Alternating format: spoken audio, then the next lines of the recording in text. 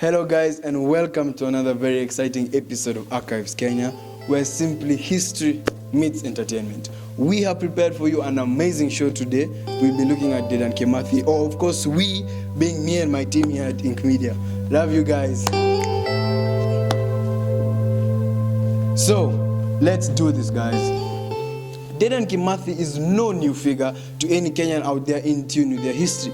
Famously known for his active resistance against the British, fighting for the land and whatnot, and at the same time termed as a terrorist by the British. Now, before we get into detail of what Dedan Kimathi stood for, it's very important to know who this man was. So at the end of this all, you can make your own judgment. Dedan Kimathi was born on 31st October 1920 in Tetu location. He was born to a polygamous father named Kimathi wa Washiori. Unfortunately, before Dedan Kimathi was born, his father passed away. Now, Dedan Kimathi had two brothers and two sisters. However, it's important to note, although at that time, everyone who could be your father was your father and mother likewise, Dedan Kimathi still lacked an active father in his life. He did not have a father figure in his life as he grew up. At the age of 15 years old, Mr. Dedan Kimathi was enrolled at Karunaini Primary School, where he took the opportunity to improve his English skills. He gained mad skills, and he channeled all his energy and to write extensively.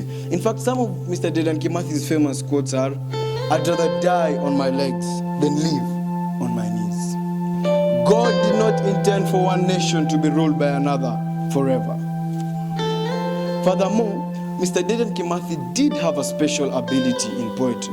In fact, to raise money for his school fees, Dedan Kimathi set up a tuition center whereby at the end of his classes and at night, he would tutor other children in order to raise money for his school fees and teach them what he had learned during the day. Now, rumor has it that Mr. Dedan Kimathi was a dancer. Mr. Dedan Kimathi, such, I was able to find something that brought this rumor to life. Take a look. He went on to join Tumutu Secondary School, where he was an active debate member. However, Dedan Kimathi found it a bit hard to cope with the rules in schools, and he had a few disciplinary issues. Therefore, he drifted in and out of school, thus not reaching his full potential. After finding it hard to stay in school, in 1940, Mr. Dedan Kimathi decided to join the British Army. However, after a month, he was discharged for drunkenness and violence against his fellow recruits. Thereafter, after he found out that it wasn't his thing, he then again tried working as a swineherd, then a teacher. Again, he was dismissed for violence against his own pupils. So I'm guessing if you're in Mr. Dedan Kimathi's class and maybe he didn't like you on the wrong, it could go something a little bit like this. In late 1947, early 1948, he came into contact with members of the Cow Party, and in 1950, he was appointed the secretary of the All Kalau branch. Now, this was an important moment in Dedan Kimathi's life because this is actually when he came into contact with Mau Mau supporters. And that same region was also heavily controlled by the Mau Mau military supporters. He then gained knowledge about the Mau Mau, which in fact did start as the Land and Freedom Army.